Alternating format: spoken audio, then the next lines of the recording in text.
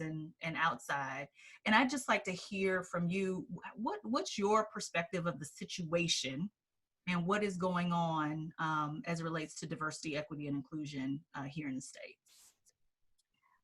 I think that the events that have happened together simultaneously have just really exposed and brought to the forefront what has been happening for years, decades now in not only our country, but in the world.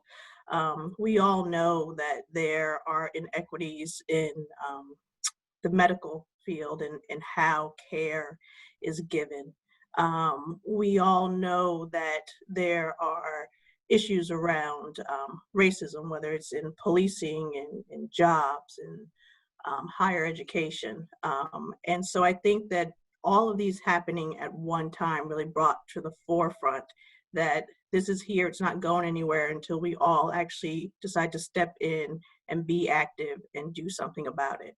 I don't know for you, Nicole, but for me, I am trying to be hopeful that this time is different, that these events are large enough, are broad enough, are impactful enough that companies, organizations, people, individuals, communities will actually step in and realize that diversity, equity, inclusion is necessary.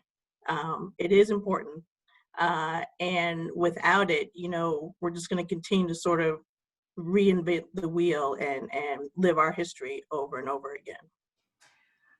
You said a couple words that I am just like, I don't know sometimes if I still believe, I don't know where I am with it. And that is that we all know. We all know. Just last week, I was doing a book club discussion with a group of people who are reading How to Be an Anti-Racist by Dr. Ibram Kendi.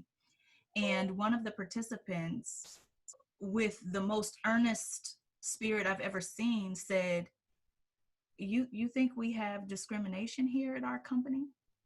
And we're talking about an organization with 40, 50,000 people. And he was so sincere.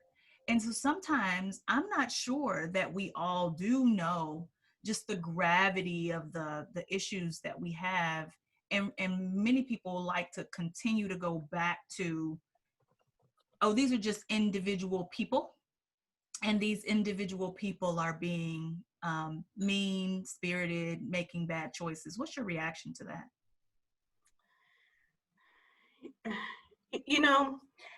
Oftentimes I am annoyed and I'm frustrated by it.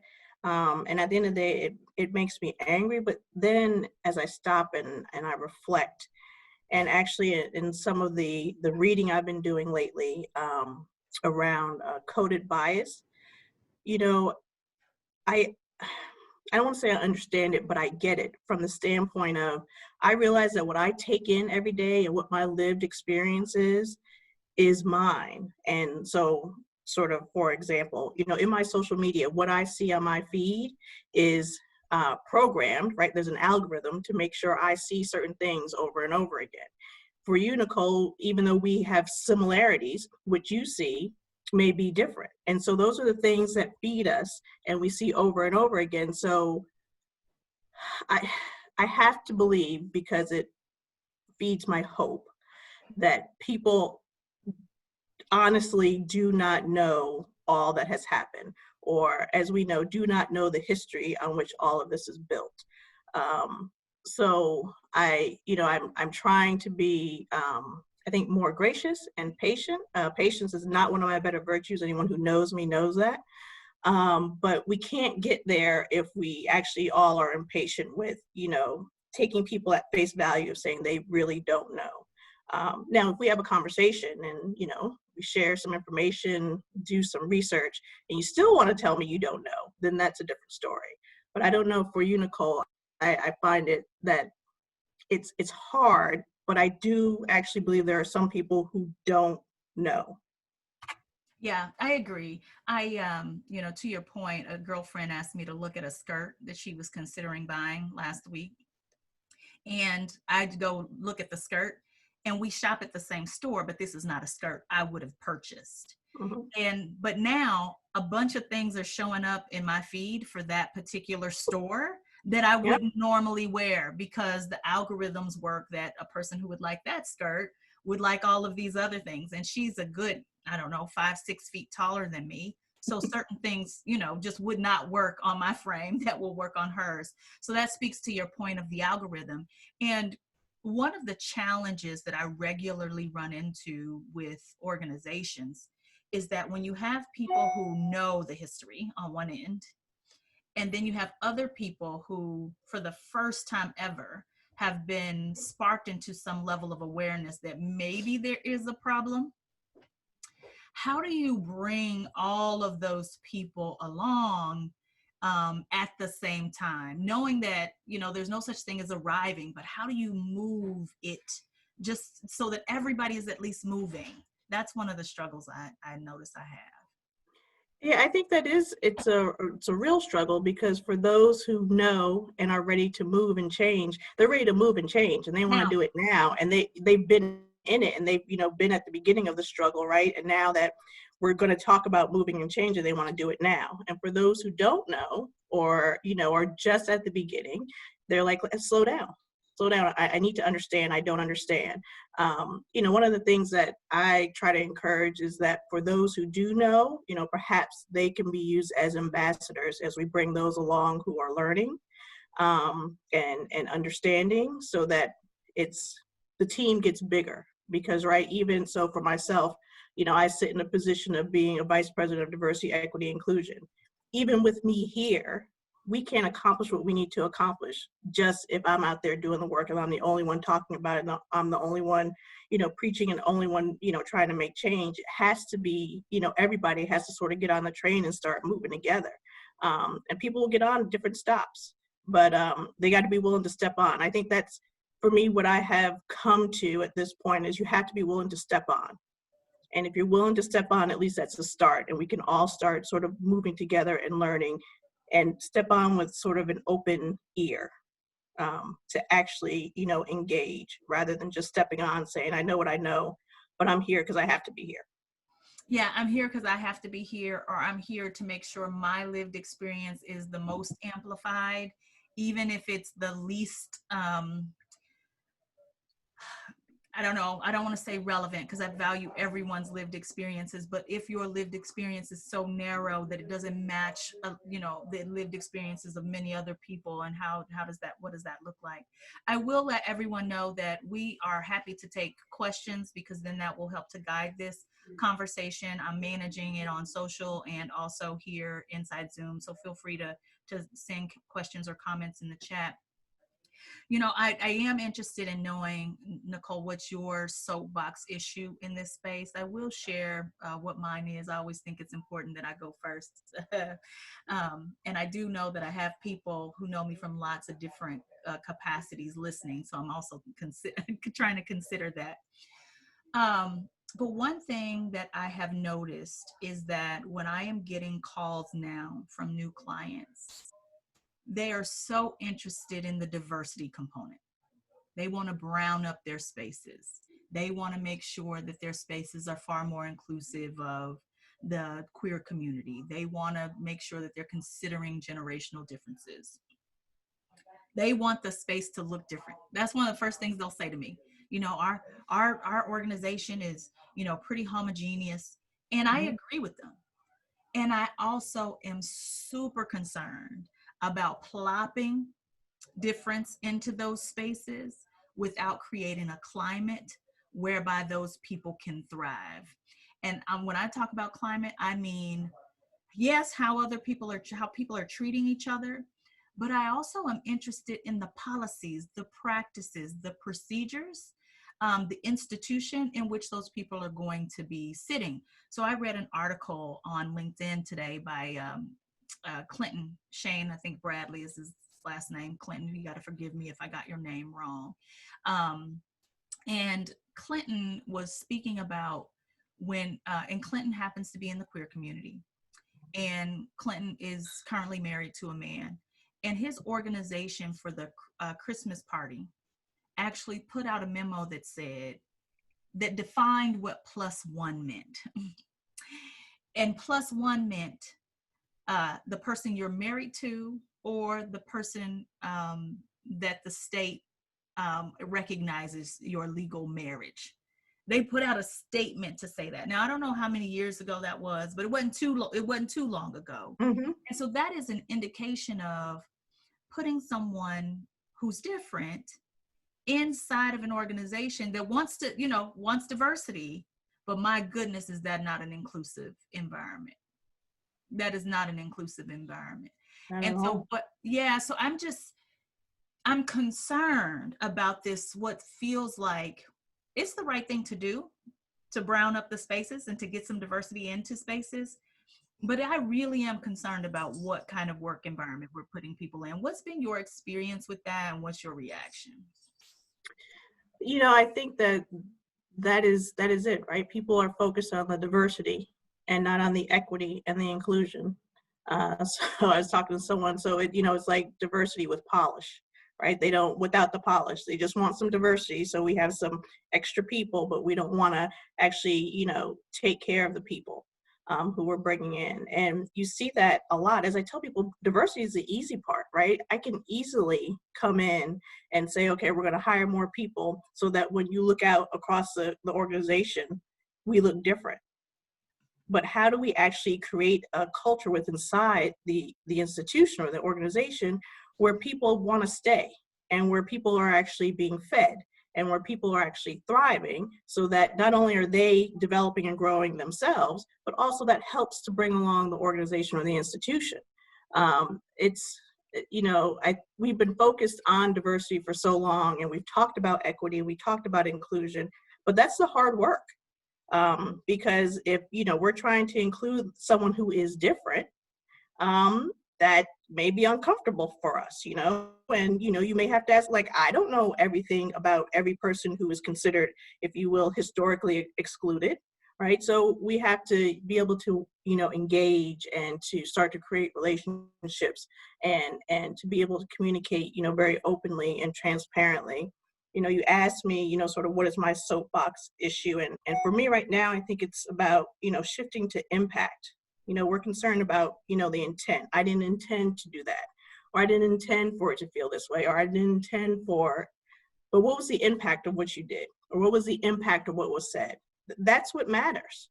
It's, if I see you, Nicole, in one day, and I'm like, your hair is on fire, I love it, right? Now, I intended for it to be a compliment, but if for some reason you didn't take it that way, then it doesn't matter, right? My intent is not the most important part. It's the impact of how you received it. And so that's my thing. Like, are we going to focus on the impact, or are we still, trying to have good intentions? I think there's a saying about good intentions. Well, and I worked for a place where the term assume positive intent was printed on almost everything. We went through several years worth of indoctrination as leaders to learn how to be a person who assumed positive intent of the other, how to teach other people how to assume positive intent. And I believe in that idea. And at the end of the day, if I roll over your dog with my 18 wheeler, I didn't intend to, but the impact of what I did resulted in the death of your dog. And we now have to respond to the impact, not just the intention. And I live in the Midwest, which and Midwest nice, I feel, can oftentimes get in the way of us moving past intention to impact. So I certainly see that position as well. It's coming up in the chat that, what's the best way to share kind of business case information? And I'll let you talk about that. And here's why. Because 25 years ago, I had people convince me that, oh, if you just share the business case, what this going to do for the workforce, what this going to do for the marketplace, how this going to move the needle, you will be able to bring executives along. And I am embarrassed to say that those facts have never moved any needle of mine. So I will allow you to talk about what your experience has been sharing the business case for diversity, and what has been the impact of that sharing. Well, I think you sort of hit right on it, right? The business case for diversity actually does shift the numbers, but it does not change the institution. It does not, have an effect on equity and inclusion within your organization. So if we talk about the business, case being, it's good for business, the world is actually more diverse. If we step outside of the U.S., it's a culturally diverse world. Women are, equal as far as numbers go, then the business case makes sense from we want 2 more of these, 4 of those, and 5 of those. But the business case perhaps really didn't ever talk about the equity and particularly the inclusion.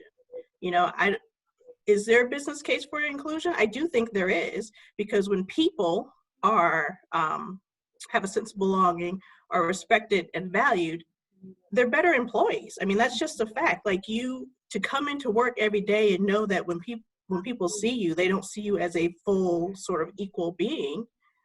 You're doing the best you can to get through that day, and then to get home to your family where hopefully you have some support, that you need to get you through the next day. So I think that people have not fully understood that the business case for diversity is different than the business case for inclusion. Does that make sense? Yeah, yeah, oh, yeah, it totally makes sense to me. And I'm hoping that it's making sense for everyone else who's on the line. I will say that when I think about, what does it look like for me to eat my own cooking? There are 2 people on staff, 2 women who have the bulk of the responsibility to take care of their families. And because of the fact that we are currently um, in the middle of a pandemic, and many of these, both of these women have kiddos at home who they are also teaching. They're teaching content to. They're trying to be teachers. They're trying to fulfill their roles for me. Of course, now when kids are at home, there's food. People are expecting food, all kinds of things. I think many of us have a good sense for what people are having to deal with. And one of my employees was really starting to get incredibly stressed, super worried that she might drop a ball here or there. And so as we were working through it, one of the things that we landed on was just a basic automated response that says, during this COVID time, we are going to be incredibly responsive to you, but this email inbox is only manned between these hours and these hours. So that she didn't feel like that she had to have 24-hour response to people. And I bring that up because that is something that is uniquely different for women. You might have men who might, help with the children. But at the end, when you kind of look at it on a broad spectrum and what does the theme look like, who's responsible for educating the children? Who's responsible for making sure everyone is eating? And until we have more equitable home lives, we have to have some equity inside of our workplaces to help people be able to adjust. And making that one little shift helped her to feel a greater sense of belonging. She is far more focused, less stressed, and able to show up better. But I, as the leader, have to be the one to push that. Neither of the 2 of them could have made that happen by themselves, which takes me to kind of one of my soapbox issues, and that's the overemphasis on the individual and personal accountability and what people need to do in order to fit in. Laura McDonald, who's on the line today, mentioned that when we hire diversity, what we want people to do is to show up looking like the dominant culture, whatever that is. Are you a cultural fit? And in that regard, is diversity even helping us, is always my question. If we bring difference into our organization and then it shows up acting, thinking, feeling, believing just like everyone else who's there, we actually lose some of the benefit of having a diverse team. And so what does it look like for us to say, you know what, we can make some adjustments, some accommodations so that diverse people who represent diverse communities can do well. Now, which takes me to my next point with you. What that does not mean is that I have lowered the bar of expectations for the woman who is on my team. That's not what that means. The expectations are exactly the same. How we're responding to customers, they're going to still get a high level of response. We have adjusted a communication practice in order to make things better for her. Why is it that when we talk about bringing diverse talent into organizations, one of the first things, if not the first, is, well, we got to have qualified diverse talent? What's your perspective on that? Why do you think that's where people go first? And what's your best solution for how we can maybe impact it? So my perspective is that, of course, there's an assumption that if I am seeking diversity, that diversity means not qualified or no quality, which, I mean, I know, and I would hope that most people know, but that's not the case because it's said over and over again in many organizations. That's just false, right? There's enough data actually out there for people who are very data driven to say that that's actually a false perception or assumption. And so, to counter that, I think that that is one of the things, is to share with your leadership, or the leadership needs to do some research and figure out that what they've said is actually incorrect. And then they need to go about, just saying, we are looking for whoever it may be, and we want a pool that is diverse. We want a diverse pool. And until we have a diverse pool, we're not going to move this, the search forward. And I think that's the hard work, right? People are often not willing to sort of put their foot in the ground and say, we want a pool that's diverse. Now, does that mean that the final candidate and the persons that is selected is someone who's diverse? It may not be, but at least you had a pool of people that you looked at across the board to say, we're looking for the best person. And in this pool, that person sits here. And there's a diversity within the pool. But that next step of actually putting your foot in the ground and saying, diverse pools move forward. Until then, keep searching. That's the hard work. And at the talent acquisition point, when we are recruiting, you leaders have got to make that a non-negotiable. You will put a diverse talent pool in front of me, or else we are not going to move forward with this particular hire. And the reason I am so emphatic about that is I'm a chemical engineer by degree, worked in the field for almost a decade, belonged to the National Society of Black Engineers. And people would regularly say to me, well, we just can't find people of color in engineering fields, or we can't find women engineers. It's like, well, then my questions start to follow. Have you heard of the Society of Hispanic Professional Engineers? Have you heard of the Society of Women Engineers? Have you heard of the National Society of Black Engineers? And if not, how are you saying you just can't find them? And that's the practice that has to change at the recruitment level. And I will say that, one of the homework assignments I give to my clients is to look at several diversity, equity, and inclusion plans before they come to a session to talk about what their plan would be. And in that work, Nicole, so many of those plans include the words qualified diverse talent. And I think it is an example of a micro assault. It is absolutely a micro assault. It is. And to your point, those are some of the things that are embedded into the culture of an institution, the practices of an institution. So when, we start using the word systemic, that's a smaller piece of what we're talking about. People don't even notice it anymore. They just, go through, they're like, oh yeah, qualified. Okay. Yeah. And they think it's a good thing because the word diverse is there. And we have to be very intentional. It's work. Like, I'm not going to lie to anybody. It's work. You have to be intentional. And even though this is what I do day in and day out and what I focus on, are there times where I'm like, someone's like, Nicole, did you say this or did you say that? I'm like, yeah, you're right. I should have said that.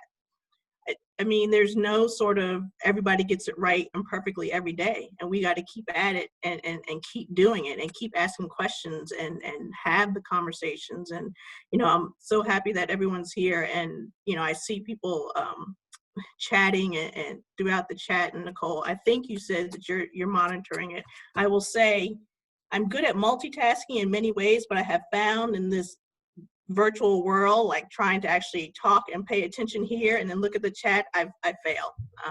I try, but I either get caught up in the chat and now I want to participate there, or I'm here. So my apologies if I am missing something that needs to be said. But Oh no, you're good. That's what I'm here for. I'm the Zoom czar, honey. I can look at this. Now I might miss something you say, but that's it's why all good.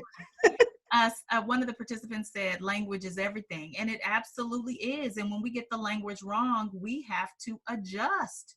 We have to adjust. And it's one of we talk about political correctness, and people will say, oh well, we're just being politically correct. And it's another one where I put out an exercise and I say, okay, look up the definition of political correctness, because on its face it simply means I'm going to go above and beyond for a group that has been historically marginalized and left out.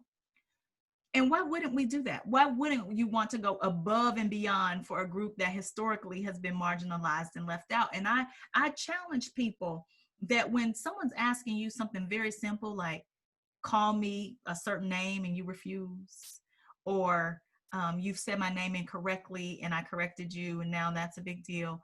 Or if somebody's asking you to say heterosexual instead of, straight, or any number of things where you might be wrong, and the impact of your wrongness is like death by a thousand cuts. I always wonder, why is it people won't do that, make that little small change? Why are they only interested in, if I do something that's big and huge, then you can correct me, but the little small things, that's political correctness. You need to leave me alone.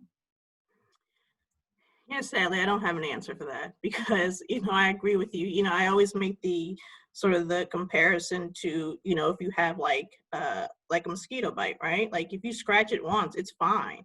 You scratch it, 2 times perhaps, but if you keep doing it, at some point it opens up to become a cut. And so it's the same thing with the small slights that happen, or the, as we say, microaggressions, or the small, day in and day out. After a while, it becomes a big thing. Now, the last person who gives the last slight may not have been the one who caused the whole, sort of explosion, if you will, but that's the last one. And so no matter whether you're first, in the middle, or last, why would you want to contribute to that? Particularly when it's such a small ask. If you said to me, Nicole, actually, I don't pronounce my name Nicole, I pronounce it now, I Nicole. may look at you funny because, I'm like, no, we have the same name. You have to say it the same way. But still, if that's how you want me to pronounce your name, that's what I do. Like, that's not a heavy lift to me, and sadly, and I feel like I've seen it more in the last, I'll say 6 months. People seem very burdened by doing something small that actually would have a great impact on someone else. And I don't understand that. Yeah, and it says in the chat here, civility is critical in a society. And major breakthroughs are often the culmination of lots of small steps. It's not typically that if I need to lose 100 pounds, that's going to come off 1-2 pounds a week.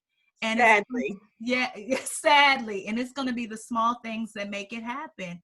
And yet it's the small things that we have now labeled political correctness. And another thing that I think has been interesting is not wanting to recognize power, whatever that power is. It might be racial power, it might be language power, it might be educational power, wealth power, any type of advantage. The people in the advantaged group are regularly looking for a reason, a story, or an excuse for why everybody else just needs to do these 1 or 2, 3 things, and then they'd be fine if they just work as hard as me. And it's this overcorrecting towards the individual again, instead of looking at the systems and the environment that cause individual situations and circumstances. How do you see that show up in higher ed? When you were just saying that, I sort of reflect back and think of, everything has a foundation, right? We sit on a foundation, whether we're talking about an actual structure, you have to pour the foundation before you can build a house. But, as a country, organizations, we have a foundation. And our foundation is one that is sort of not built on diversity, equity, or inclusion. And many people don't seem to know what our foundation is built on. And so I think that that part of, you know, what you were saying to me lends to that, is that we haven't fully reconciled our history, or to your point, I think earlier, some people just don't know our history, but it is what it is. And, you know, we have to take that and we have to learn from it, and sort of move on to the next step of how are we going to be different? How are we going to change? And that change has to be brought on, you know, through diversity, equity, and inclusion. But if we're not willing to sort of acknowledge that we didn't start saying, yes, we do want this, then I think we're going to have a hard time getting to where we need to be. You know, higher education to me is challenging, right? Because it puts itself out there as this is a place where, you know, we're open to different schools of thought, and, you know, we're very accepting, and, you know, we want everybody to get along. And for anybody who's in higher ed, it's one of the most political sort of environments that you actually can be in. And while we say we want everybody to get along, to your point, we only want people really to get along if I don't have to give up any of my power. And we only want you to come in if my power sort of remains the same. So it's, higher ed is, I've always said, to me, a little more challenging because, you know, at least if you will, in the corporate sector, you know, the bottom line is money. If I can figure out how to make money off of this, okay, fine, I'll do it. But in higher ed, you know, there's supposed to be a different foundation on which we sit, but sometimes I'm not sure that's wholly true. I read a book by Dr. Erin Reeves called The Next IQ, and she walks through in great detail how diversity and inclusion makes us smarter.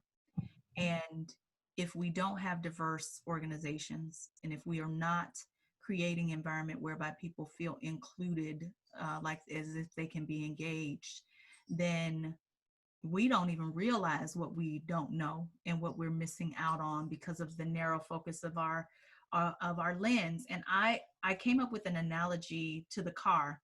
You know, on your side view mirrors now, you've got the little light that will flash to let you know that something's in your blind spot.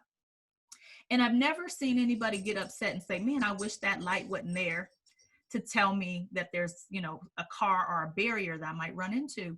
In fact, if you're moving fast, like not paying close attention, you'll look real quick and get ready to get over. And then that little light will flash and say, oh, there's a car. And then you look and you're like, oh my gosh, that was a car. That is a blind spot. And the notifications are there to help you, not to hurt you. And so the more the varying of opinions, the varying of lived experiences, of cultural differences, does allow you to be smarter, to have a blind spot that's lessened. And what I think is fascinating is that when people hear about diversity and inclusion training, special racial equity training, or bias training, there's a level of tension that shows up that's not there when I'm showing up to talk about leadership coaching. And so there's a question from Carlton in the chat, and he wants to know what's our favorite like bias training, or where can people go to learn about bias, to learn about blind spots, to learn how to be better. So I'll say most of the trainings I will actually create based on the institution. I very much believe that, you know, there's no one size fits all. So when we are talking about bias training, I usually try to create any kind of training once I know more about the organization or the institution. So for instance, the bias training I perhaps would do with a police department is going to be different than the bias training that I may do with, you know, a college or university, which may be different from what we do for a group of lawyers, you know, either newly minted or perhaps those who are in the public defense and prosecution realm. So I will say that that's sort of where I lean. Additionally, I often encourage people to go to and of course, I can't think of it, the implicit bias link, and I'm blanking on the The name of IAT it. by Harvard. Yep. Yeah. And it's not perfect, but I think for some people it is a at least step in that is less intimidating for them on their own to sort of say and acknowledge in their own quiet space that, oh, I do have some biases. And then hopefully they're more open to whatever training they're going to receive, at their institution or their organization, or more open to, reading some of the material that is out there. I noticed someone in the chat mentioned the book Stamped. I actually think that book should be required reading for once every child gets to a certain grade level, all the way up. Mhm. I That's a like very good. I liked Stamped from the beginning. I felt like Stamped maybe took out some pieces that were incredibly important. But still very, very good. It's interesting that when I think about the implicit association test from Harvard, I was so thrilled to learn what my blind spots were and to be on the lookout for them. And that's how I found out that I was biased against heavy people. And I'm like, what? How could that be? I'm so close to 200 pounds and I'm 5'4", baby. We don't, you know what I'm saying? I'm like, how could that be? My mama was heavy. My best friend is heavy. All those things we say to try to put up reasons and stories and excuses. And it's like, listen, if you have watched television, if you have seen a billboard, if you have grown up and read regular curriculum here in the States, you are going to have biases. You are not some specialized person who can take all of these inputs in and it doesn't inform your beliefs and opinions. But here has been the primary response I've heard to the IAT assessment. This can't be right. I tried to trick the test. Why is it, I did it again and it gave me a different result. And tell me how you respond to, or even have you experienced. It's like the guy who's reading How to Be an Anti-Racist and is like, oh no, we don't have racism here or discriminatory practices here in our organization. How do you respond when a person is supposed to be on the learning journey and what they're doing is just giving you all kinds of excuses for why their learning tool is wrong or there's something wrong with it? So, my response is, particularly if it's a one-on-one or even part of, a training session in, a particular organization, I just ask that person, are you willing to at least be open to sitting through the rest of whatever we're doing? And by open, I'll often, explain that by open, I mean receptive. Will you listen instead of think about what your response is to what I'm saying? And so I try to I try to meet people where they are, because if we don't, we're not going to get there.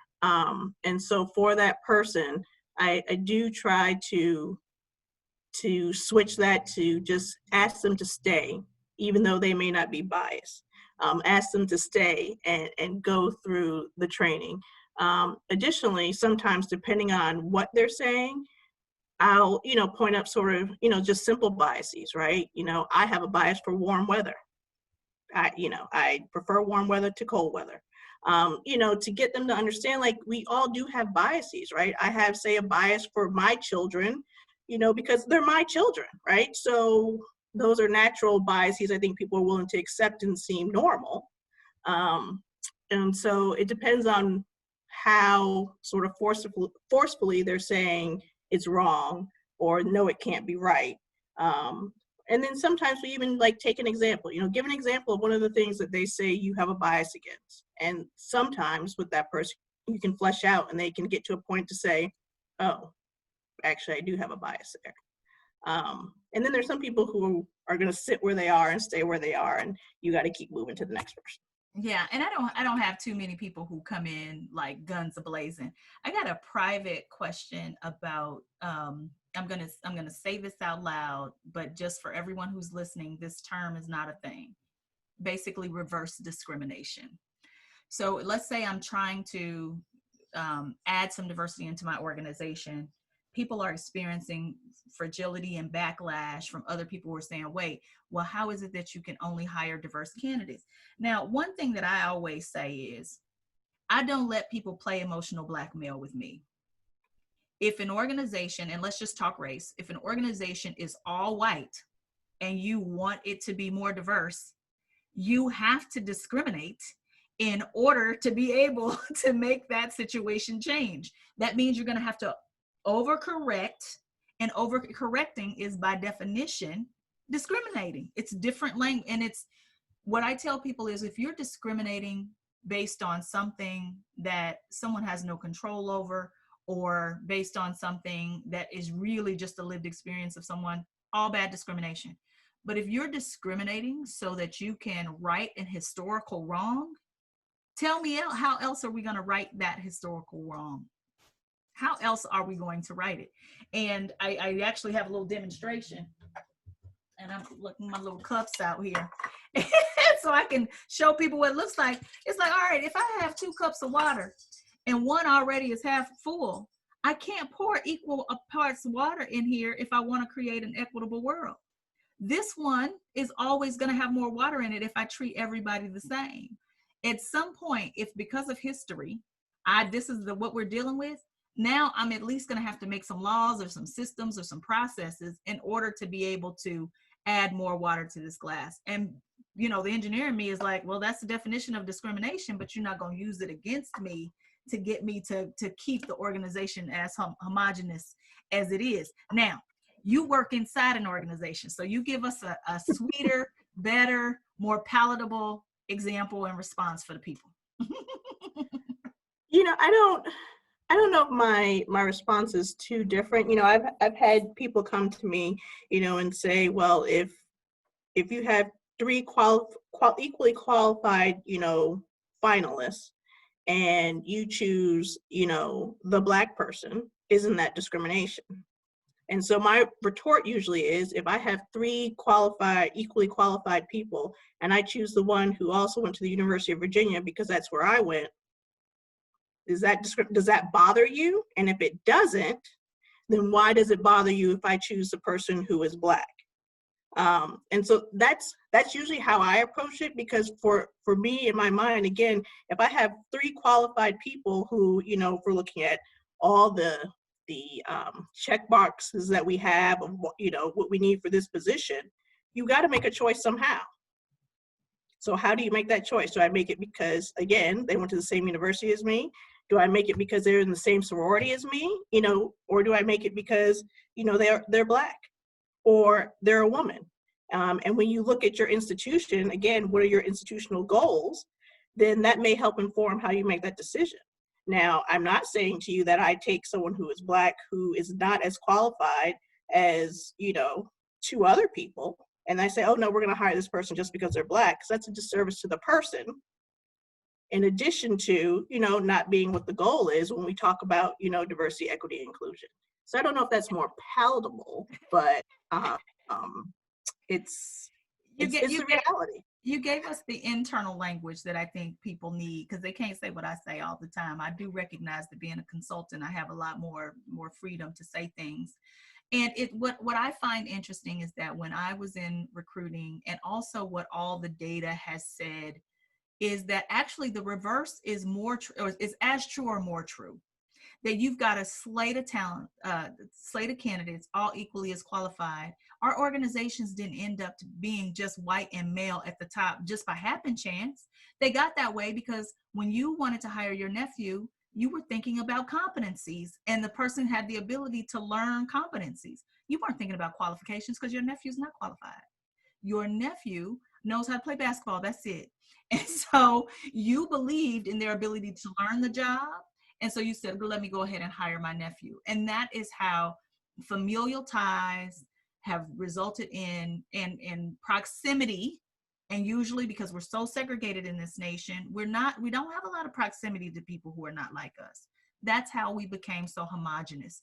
And so if you want to really talk about what is as true or more true, it's more likely that if people are all equally qualified, that you're going to pick the one who makes you feel the most comfortable, who is most like you. And that's the behavior we have got to change. When we were just speaking, and I had thought about this earlier, and I couldn't remember her name, but Dr. Beverly Tatum, right, wrote the book, Why Do All the Black Kids Sit Together? Like, why was this a phenomenon all of a sudden because the Black kids were together, you know? And since the white kids sat together all the time, I was the only one if I chose to go over and sat there, but it wasn't necessarily a big deal, right?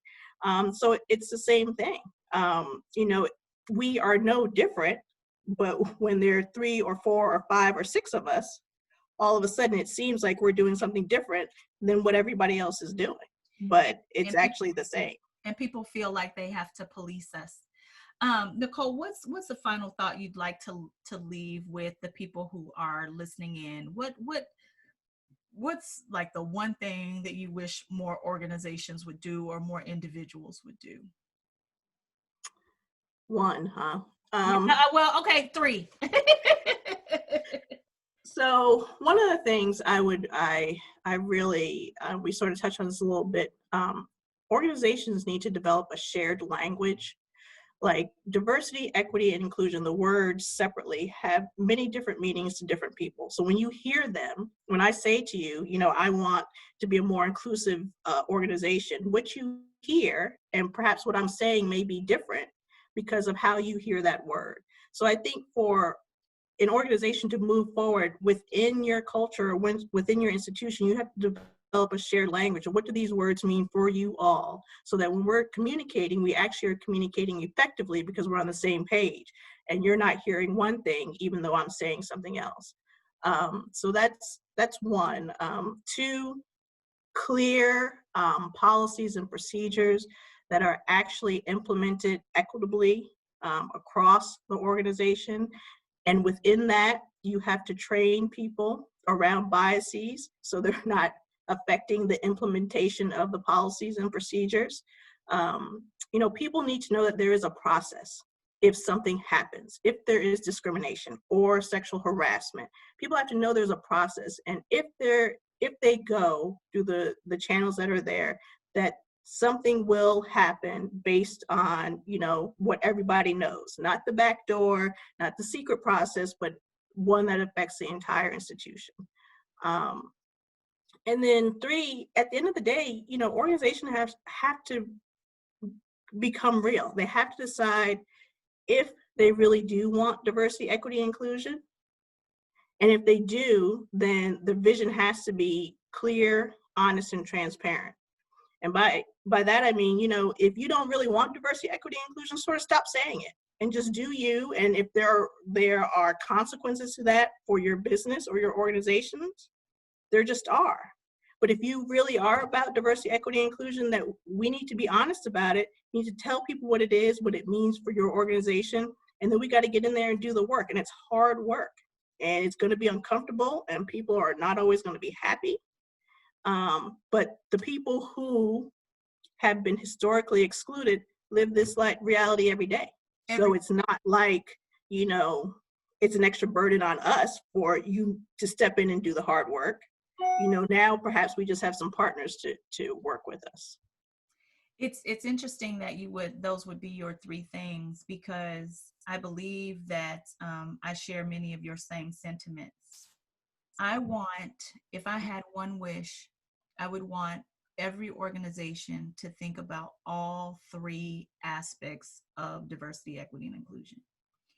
Individual people need to do their self-work, understanding their prejudices, understanding their biases, taking responsibility for the impact of what they show up and do every day.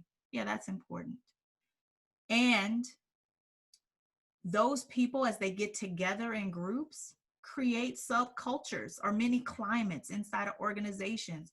And Nicole, you know just as well as I know, I can work for the best place in the world, but if I am working with a leader who is not culturally responsive, who is not inclusive, who is inequitable in their practices, does not get the language, says whatever they want to say, I am not going to have a good experience. And so when we think about what it looks like to create a work climate where everyone could have a sense of belonging and feel engaged, that's leadership.